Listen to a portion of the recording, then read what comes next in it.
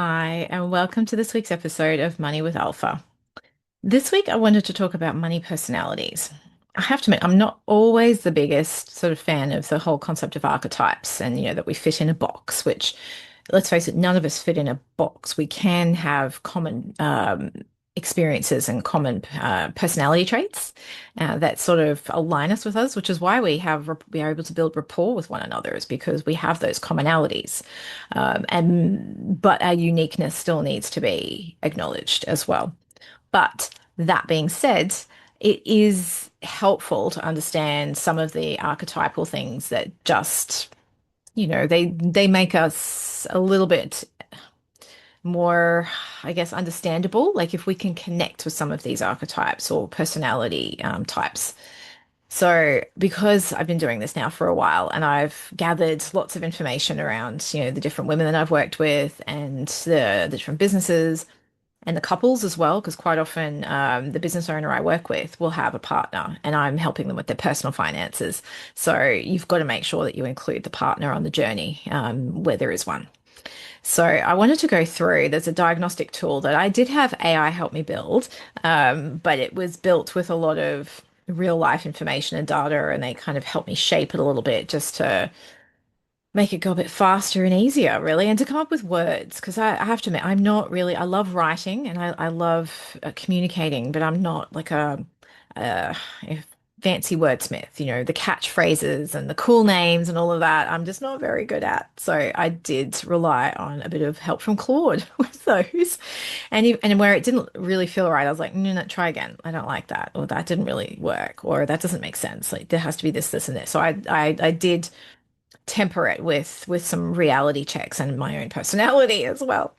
But there's so many different things out there, like the sacred money archetypes, and I've seen personality quizzes out there, and I myself have done a lot of profiling tools, and I do some profiling in the HBDI space. But this I find is six different personality types, and it does tend to represent the majority of the women that I've worked with. So I'll go through each of them. There's six of them. And then I'll break them down bit by bit. And if it's some of these land and it feels right, then it's a free diagnostic tool. Have a look on my website, and it's moneymadesimple.com.au/quiz, and you can take it yourself. And you don't even have to give me your email address. You'll get your results on the screen. If you want some additional information around it, then yes, you can put in your email address to get the full report. But I didn't want this to be hidden behind a veil that you had to give me your email address unless you really wanted to. So the six are the intentional earner. Oh, sorry, the intentional builder. That's right, the intentional builder. The busy earner. There's a lot of busyness that goes on. The foundation maker. That's, we're on the foundational path. Then there's the capable avoider. The names are quite relevant, and they'll make sense when I delve into it a bit more. The optimistic drifter. And then there's the overwhelmed achiever. So even just from the names, I'm sure you can probably relate to even some of like more than just one of them as well. Because when I've done this, I'm like, oh, but I'm a little bit of this and a little bit of that. But it depends on the scale of where I actually am. And when I got it to kind of come out with the results, I did my own. And I was like, ooh, yeah, this is hitting a nerve, it's hitting a mark there. And it came out with some suggestions. I was like, yep. I added some suggestions to it as well because it's like if someone's in this space or in this phase, then they need to do this. And if this is happening in their lives, then this needs to happen. And so it came up with some suggestions which I read. Some I accepted with a few adjustments and others I just flat out replaced. So yes, we'll go through each one of these now because it is interesting. Like I don't know, I'm always fascinated by like quizzes and personality things like this, and I love it. I've done Enneagram, and there was the Y Institute recently, and there's so many, but it's always interesting to understand where we actually sit and how accurate some of these are. So first of all, which money type or money personality are you? And important to recognize too that none of these have any judgment attached to them. They're not like you're good if you're this personality type and you're bad if you're that one. A lot of them represent a stage of life that you're in or a phase that you've come to when it comes to money. And it can have so many facets that can influence that. The level of support that you've got, the upbringing that you had, if you've been divorced, if your parents have moved country, if you've moved country, if you've had to start again, if you've changed career. Like, there's so many things that can influence some of this as well. So sometimes we do tend to go backwards to go forwards. Other times we'll just, flying along, and then something will happen. You'll be like, oh, geez, I've stagnated now. And then life takes over. And then you've kind of got to revisit where you were at and go and reassess and go, is this what I really want again? And I find that's what happens. That's what that like midlife kind of reset kind of kicks in. And that's what really triggered me on my journey. It's good and it's challenging at the same time. It's good from the perspective that you kind of feel like you have a not a clean slate, but a bit of a reimagined slate. But on the other hand, then there's like, well, what do I do? Who am I? How do I want to live my life? So this is where these sorts of quizzes can help a bit as well, give you a bit of direction. And so let's get kicked into the first one. So the first one I wanted to talk about is, and I do have some notes because there's quite a lot to them. First one I'm going to talk about is the capable avoider. So the capable avoider is one of the most financially intelligent people in the room and who manages your finances at arm's length. So you're very capable of managing your money, but you just don't like to.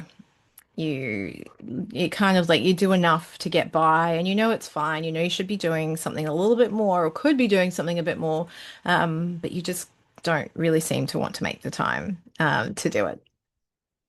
So you'll say things like, "Oh, I know I need to sort this out. I just haven't got around to it." Or I'm pretty sure things are okay. I just don't really like looking. I'm just going to assume things are okay. So you're not bad with money, but you avoid it. And there is a difference there and the more things we avoid that we don't actually have a clear understanding of, the more doubt that like creeps into our mind, and then that starts to undermine our confidence, and that's the part that starts to really eat away at what it is that you're doing. You'll second guess yourself, and then you'll take on, the opinions or advice of people who may or may not have your best interests at heart or know you well enough, and then you'll be like, oh, now I'm feeling really scattered and confused and overwhelmed, which will then trigger the avoidance even more. So, a key insight into all of this is it's a rational response when you don't really know what to do next, and there's a genuine discomfort around actually doing something with your money.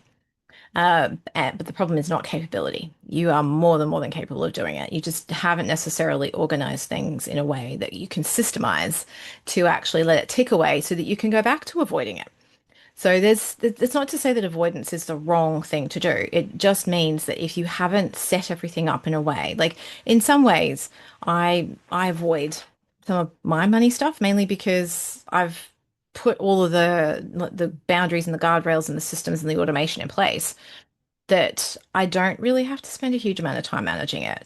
Once a week, I'll go into Prosperous, the app that I created, and just like categorize some of the expenses that it may have got wrong. And it's less and less the more I do it as well, which is great. And then probably I don't really do anything quarterly, sorry, monthly anymore, but quarterly I do go in, I do a bit of a performance review. And that's all I really do now. And then once a year, I will do like a bigger, sort of more in-depth review where I'll call up insurance companies and, and make sure that I'm paying the right amount for things. I'll look at my mobile phone bill. We'll look at subscriptions and if they're ones that I haven't used, I'll go back and figure out, do I still want to use them? Yes. Well, then I need to start using them. And if they're not, then I'll just kind of let them go as well. Point in time, that sort of, it depends. They may still be useful. And that's the other thing too. It's not just a blanket, get rid of all your subscriptions. It's, are they still useful? So the cost of avoiding is it's expensive in two ways. So the obvious one is that money moves without direction. So there's no purpose. Wealth doesn't really get built because you're just sort of treading water and kind of like doing things as they come along. But then the less obvious one is that in the back of your mind, you're just constantly thinking it's churning around in there and it's unresolved and it becomes bigger and bigger, and your avoidance starts to have guilt and shame attached to it. And then the mental load is heavy. So that's then the cost. So what can shift for you with all of this is making sure that you actually look at it. Give yourself an incentive, make sure you give your money a purpose, create a system without judgment, without the right and wrong attached to it. But then once you see it, once you can see your money and you can organize it and you can set up a purpose and a plan for it, then you can go back to just chugging away and doing your life and enjoying the things that you enjoy to do without having to worry about this all the time. But you're capable. That's the key thing. So, the things that you can do then is actually set aside some time. So, time block looking at it, being able to actually see your money and then understand what you want money for, and then set up the system in order to actually manage it so that you can let it tick away. All right, so that's the capable avoider. The next personality type I want to look at is the busy earner. These are like your little worker bees. It's like the ducks. They might even be like this smooth look above the water, and then underneath the legs are like chicken turning away. Moving, moving, moving really fast just to get you perhaps against the current sometimes as well. So there's a visual for you. So the busy earner, you've built a business most likely, and it's making decent money. But then there's no personal wealth or very little personal wealth to reflect the work that you're putting in. So there's all this work going on in the background. You're getting some results, but it's not actually moving you towards where you want to go. And partly the reason for that is because you might not be clear on where it is that you want to go. A similar problem to the capable avoider is there's just where's the purpose for the money? What is it that you actually want to do beyond I just need more money? If that's the couch cry, and then you're just going to work harder and harder and harder because it'll come in, it'll go out, it'll come in, it'll go out. You need to be able to keep it, be able to hold it, understand what it takes to hold it and what it is that you want it to be held for. It's like any kind of relationship. If there's no kind of connection to it, then it'll just fizzle away. And then you'll call each other less and less, and you won't mind. And then you'll be like, oh, it's just gone. And that's what happens then with money. So you'll be probably thinking things like, I don't know where it all goes. I earn well, but I never seem to have anything left to show for it. I'm still living month to month. I should be better at this. I should blah, blah, blah, blah. And there's a lot of self-judgment that goes with that. And it becomes frustrating because you're working hard and you're not seeing the fruits of that labor. So, income and wealth are two different things, and quite often your business is your income generator. It's not going to be your wealth builder. If you're growing your business to sell it at some point, it is an asset. However, in the process of building that asset, you can build other assets as well. You don't have to put everything back into the business because you still want to be able to enjoy your life. And the lifestyle part is really, really important because that's what you've got right now. You've got that time now. So rather than always putting it off to the future and I'm going to sell my business and I'm going to set it up and all branding, whatever the goal happens to be, make sure that you're paying yourself out of your business and then that money has a clear purpose, both for enjoying life as well as wealth building, so that you take care of present you and future you. Those things really need to be looked at together.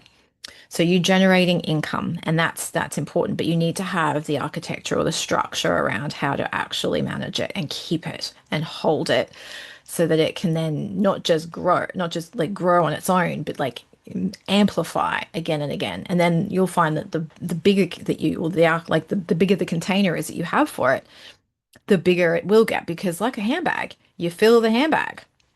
You get a bigger handbag, you'll fill the handbag. In this case, it's just going to be you'll fill the money, and it'll grow and grow and grow, and the wealth will start to come with that as well.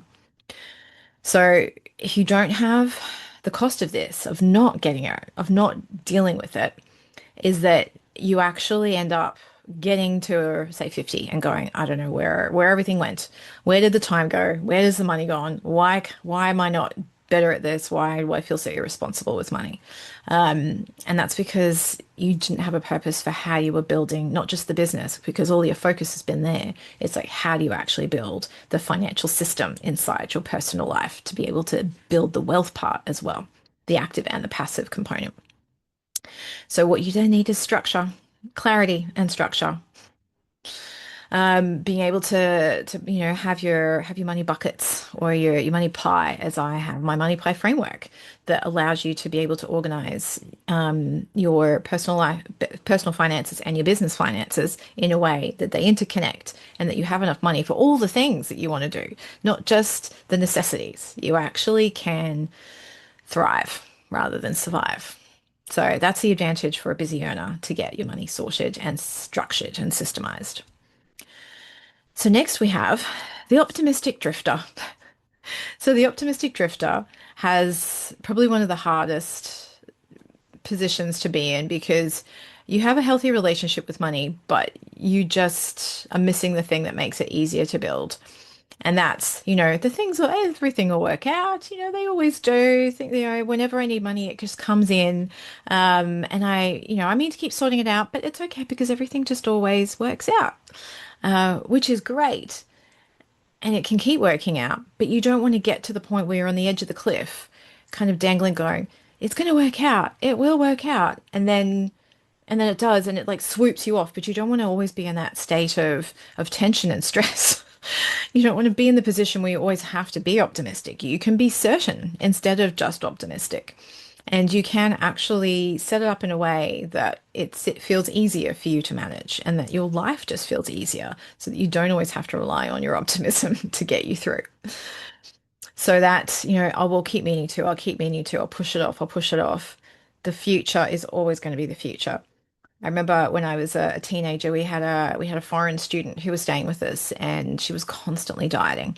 And I remember my mom actually finding this little sign at I don't know if it was a flea market or where she found it in a gift shop, and she put it on the fridge, and then she waited to see what the response from our foreign student was, and the writing or the message on the sign was diet start tomorrow. The thing is, it's always tomorrow, so you can always push it off. But you're never going to get where you want to go. So if the thing you want to do is diet or get your money sorted, you're going to actually have to make tomorrow today. And to do that, you've got to have a clear idea of what you're doing and how you're doing it, which is possibly one of the reasons why you have been pushing it off because you're like, well, I don't even know where to start. It all feels too much, too overwhelming, too hard. And the thing is, it doesn't have to be. But you don't want to do it wrongly either. So you just end up doing nothing.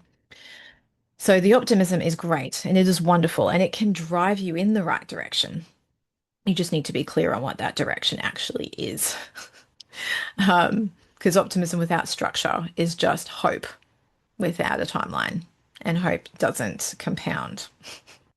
Money compounds. So that invisible cost is time just drifting away. So it's waiting and waiting and just going and going, I'll get to it, I'll get to it, I'll get to it. So but you get some structure and you get some organization going and you let things tick away, and then the optimism can turn to excitement and the hope turns into reality. And you all of a sudden you realize you're actually thriving and you're good at this and you can do it. And it just works and it's no stress. There's no waiting on the edge of the cliff, waiting for something good to happen or something to fix itself so that you can continue doing what you're doing. So hopefully some of these you're sort of feeling a little bit of a connection with some of them. So we've gone through, we're halfway. We've got three more to go. And I'll keep going through these and then I can tell you exactly where to go. I have mentioned the link, but you can sort of figure out from yourself perhaps which one that you relate the most to. Because at different times of our lives, we can probably relate to some of these, but there'll be a prevailing one that will really stand out or that will really like hit you and land. So the next one is the overwhelmed achiever. Um, I have to admit, this is probably the land I tend to sit in quite a lot when it comes to a lot of things. So overwhelmed achievers are high functioning in every area except money. So in my case, I've had to work at that part as well, but now it's become so simple. And whenever I have conversations in like business groups that I'm in, and they're like, "Oh, I just did that, and I just did that," and they're like, "What do you mean just? What is the just?" Like that? That doesn't sound easy, but it is easy now for me because I've been doing it for so long, and I set up my system and it runs, so that when unexpected things happen, I don't freak out because I'm like, "Yeah, all right, well, let's just take a look at this, shall we?" And see how the system will work around it. Just recently with a piano that broke, same thing. I was like, yeah, okay, well, that's not great, but all right, well, let's figure out how to fix this problem. And of course, money solves a lot of problems, and it's solving this problem as well. We need to get a new electric piano. So um, that's pretty much just the way a lot of these things tend to work once it becomes calm. So for the overwhelmed achiever, the phrases that I hear a lot are, I know I need to sort this out. I just don't have the capacity to figure out how right now. And I say that a lot about other things. So I'm like, I just don't have the bandwidth. That's rather than the word capacity, bandwidth seems to be my word in my vernacular to deal with this right now. But if it's in relation to money, it's just something that you just never get to. You're never going to have the bandwidth. You're never going to have the time. You're never going to have the mental space. You're never going to have the capacity or whatever to do it. You have the capability, but not necessarily the perceived capacity to do it. And that's a really important distinction. So it's not discipline, it's capacity. Because to get where you are, you're pretty disciplined and you know what it takes to get stuff done. So that's not the issue. But you're running at 100% every day, possibly more, and you just don't feel like there's any space in there to add one more thing. And money just feels like the one more thing. So there's also then that concept of decision fatigue, and that's something that I struggle with a lot as well. Like even to the point where, where do you sit when you walk into a restaurant? It's like, I don't care, just anywhere. My husband likes to sit on like the edge of things or like in the corner of something. And I was like, I honestly don't care. Or I go into the milk aisle in the supermarket and I'm looking for almond milk. And I was like, oh my God, I prefer to make it myself than trying to decide which one to get. Like, it's just so many. So people are always like, oh my gosh, you make so many things. I was like, yeah, that's because I have decision to, if I'm making it myself, I have one decision to make to do it. It's like set the time aside to actually make the thing, make the sourdough bread, make the rumbles for my daughter's lunch, make the mayonnaise without sugar and trans fats and seed oils and all of that. Make the almond milk because then it doesn't have fats and emulsifiers and whatever the hell else they put inside these things. So it really does overwhelm. So you have this finite capacity in your mind in for decision making, and then if that gets reached and it's constantly there, then the idea of money will just like tip it over the edge and be like, no, completely no, can't do it right now. So that's where we need to try and sort of help with the systemization and the structure, being able to deal with that level of overwhelm all the time.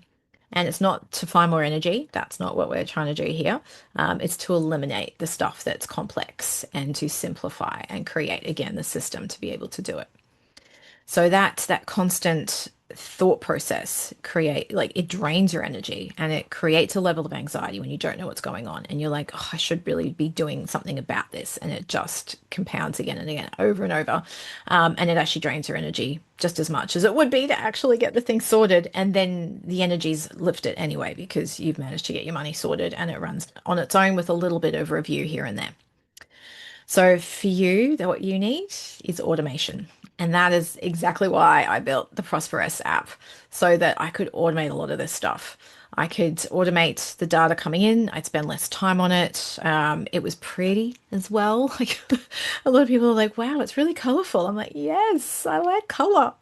If you're looking right now, I'm wearing my bright green shirt and my money pig earrings. I love color. I love a little bit of sparkle. So there may or may not be a bit of confetti in the app as well when you achieve stuff. Celebrate. But the system and the automation that goes with it, automating the data and the data categorization, and then I'll have, savings and investments on automation on auto as well. So, and that's just great because I just know that every month at the same time, the same thing happens and it just ticks. So that's what the overwhelmed achiever really needs. Automation, the system with the automation.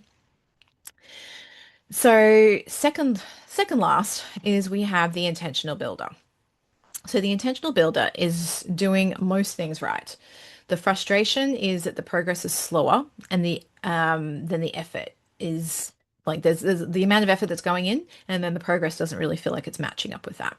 So there's a level of frustration that goes with that kind of thing because you're like, I'm putting in the effort, why am I not getting the results? So yeah, you're like, I'm doing all the right things. It's just not happening fast enough. You know, you've probably felt this at times when you're in your business as well. You're like, I feel like there's a gap here. I just don't know what I'm doing. That's not bridging the gap. Like I'm earning money. Why am I not actually building wealth? And then you're like, well, what is, and then I'll start to ask a couple of like probing questions. Be like, well, what is wealth to you? Why do you want money? And then the responses are like, oh, okay. Because the thing is, even if you're building, if you don't know what you're building towards, then how do you know when you've achieved it? It's just this constant state of never enoughness. And I see that a lot as well because people are just like, I just need more money. I just need more money. I'm like, yeah, but what are you going to do with the money? And when is enough enough? I mean, that's not to even say that, like, when you get to the goal, then you'd be like, huh, all right, because this has happened to me. I was like, oh, I achieved the goal. Right. What now? So then you make a bigger goal and then you work towards that. And then when you hit that one, you're like, it's the same thing if you think in your business. You've got your, you know, your maybe your weekly, your monthly, your quarterly, your annual goals. You might have a 5-year plan. You've got these targets that you're aiming towards and you're working towards hitting them. But your personal life and your personal, I shouldn't say personal, just personal life, because I'm not going to go into all of it, but your personal finances are just kind of there flapping away.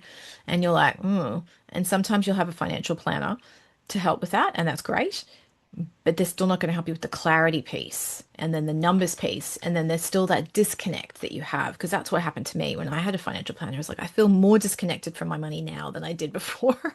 I understand less now than I did before. And I'm paying someone as well. And I was like, I still don't know what's going on. I still don't know where my money really is. I don't know why I'm doing the things that I'm doing. Why am I in the things that I'm in? And what, by the way, what am I in? And where's my performance report? And it was all of these things. And it's like, and why am I in this platform? Like, and why were all these fees? Like, I had so many questions around it that I still didn't really feel like I was getting anywhere. Um, and when I look back on it now, I was like, I'm getting further now because I understand it than I was then. And I was paying, over 3% in fees to get there. Whereas now I don't pay any fees because I do it myself. But I still get educated. I still go to seminars. I still read all of the financial briefs that come out and all the summaries of all of the different subscriptions that I have. So I still stay informed because I want to know what's going on, especially when the federal government is making all the budgetary changes that they're making at the moment and all the additional suggestions after the budgets come out as well. So there's a lot of things that change in the investment space. So I like to still be informed about those. And if it's something that's super complex, I will go to a professional and ask for advice on that specific topic before I do anything, if that's what I'd like to do. So that's where the intentional part really kicks in when you're clear. So the frustration then becomes not knowing where to start. And once you have started, then how do you keep going? And what are you like? What are you checking in on a regular basis? So the key thing here is to understand that a compound cost of not doing something is that time passes and you're missing out on that compounding of the money itself and the investments. And the idea of not doing something correctly, while it's valid, you still need to figure out something to do in the meantime. So figure out one thing. Like a lot of the time, if it comes to investing, you don't need to understand the entire share market. You just need to look at, say, things like ETFs, which is your exchange traded funds. Find the funds that will give you enough diversity in terms of markets, having exposure to the Australian markets, to the US markets, to Europe, to Asia, to technology. Figure out which indices are going to give you access to a lot of that in the most simplest way. Because there are indices that will give you access to a lot of those in one fund. And that way you don't have to really do much and you can automate the investment into there as well and you can just let it tick away and then you're like, oh, okay, well, that's that part done. Let me go figure out the property thing if that's what I want to do next. Or maybe I do want to look at how to do share trading. I'm going to need to figure that part out too. So you then go and get educated in that way. And sometimes, like I remember when I started to get educated in the share trading space, oh my gosh, I was like, no, this isn't for me. Whereas recently I've met somebody who's going to come on the podcast in a few weeks, who's doing it in a different way that I'm like, okay, I think I'm ready for this again. And somebody who can teach it in a simpler way that's actually realistic. So yeah, when the what's it when the student is ready, the teacher appears. Interesting times. So if you have, you need to be specific then as an intentional builder. You need to know exactly why your money is going into which area. Like I have the money pie where you break your money up into certain key priorities. So having that level of specificity and that level of intention is really important because if you don't know where you're going, you're going to go nowhere. So it's having that clarity. And then the cost here is time of not doing something. So the more time that passes, once again, the less time that your money has to work for you because the time can work for you and against you. And if we're in our midlife, the clock is ticking. It's not too late, but the clock is still ticking. So you need a clear, integrated, connected system rather than lots of new information, just one area. And then once you start to see what your business is doing, how much you need your business to pay you so that you can fund your personal life and build wealth, you pull all those pieces together. You've got, your business money pie and your personal money pie, and then you implement that. It's just, beautifully simplistic and effective. All right, and the last one is the foundation maker. So the foundation maker is a little bit more at the beginning of the money journey. And she's pretty honest about that. And she understands that that's where she is. And sometimes it could just be that there's a restart that's kind of had to happen. There might have been a relationship breakdown, or there might be some other kind of thing that's happened that's triggered that you start to look at your money, and you know that you're more at the beginning of the journey, which is totally okay. Because you might have had some things ticking away for you in the background, like superannuation, or you might have just been like doing the thing and not really paying much attention. And that again is okay. It's a point in time. And it's important to know that you can move beyond that. You don't stay in that space. So you'll probably be things like, oh, I'll get organized once things settle down, once the trigger is over, or I know I should be doing more, but I don't know where to start, which is again that lack of clarity, which I see all the time. It's like, I just don't know what to do. I don't know where to start. It just feels too overwhelming and too much. So, and then there's that classic, oh, I'll sort it out when my business is making more money or when I'm earning more. The thing is, when you use percentages in money, you can start from wherever you are. So the percentage builds the growth. So it's important to then recognize that there's beliefs that are sitting around this, and there's probably the beliefs that have kept you where you are and that mean that you're still in that foundational phase of money and financial literacy. So this is a digging inside to understand, and you can start with your money story. Look at your childhood, look at your sort of childhood to teen years to young adulthood to you know moving more into the adulting world if you've gotten married, had children, your career, like look at where money and how money's shown up for you and the beliefs that you've had around it. Have you had people telling you that you're not good at money or that you're not good at math or that, oh, I'll do it for you. And there's that little bit of you like, oh, I'll just offload it. And I'm like, oh, I know I should be looking at it, but no, not now. So it's really something to just now is the time for awareness. It's the time to be beautifully honest with yourself without judgment, without shame, and to actually just start to sort of look at things for what they are right now so that you can take that and move forward because you'll probably find there is a hidden superpower in there. There is something about you that works really well that if you just saw that in a different way, like it could be, oh, I'm trying to think now, but it could just be being really good at problem solving. Like I see that in my daughter. She's not the strongest reader in the world, but she's really good at problem solving. And she's very articulate as well. So as long as she can like verbally provide the solution, just not in writing, then at the moment she's brilliant. Obviously, we still need to work on the writing part as well, because that is a key form of communication. But then you just like, okay, I need to really make sure I'm harnessing that strength and coming from that place and using that to get me to move forwards. And so that then might mean that you just create, like become aware, create your system, do things little by little, step by step, and you just grind away.